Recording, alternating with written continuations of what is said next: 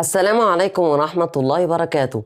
شركات الإنترنت بقت بتسرق الجيجات. للأسف الشركات ما عادتش زي الأول، فقدت الثقة. ولما تكلمهم عن الشكاوى اللي انت بتعاني منها يقولوا ما ده استهلاكك يا فندم. طب ده ينفع؟ ده احنا عايزين انترنت غير محدود.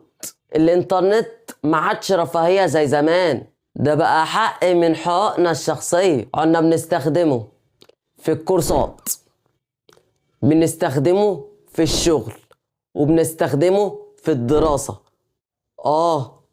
الدراسة، وبنستخدمه في البرمجة، وبنستخدمه في الحاسبات، وبنستخدمه في الخدمات الحكومية، وبنستخدمه في المونتاج. والله بنستخدمه في كل حاجة في حياتنا. وطبعا الذكاء الاصطناعي لا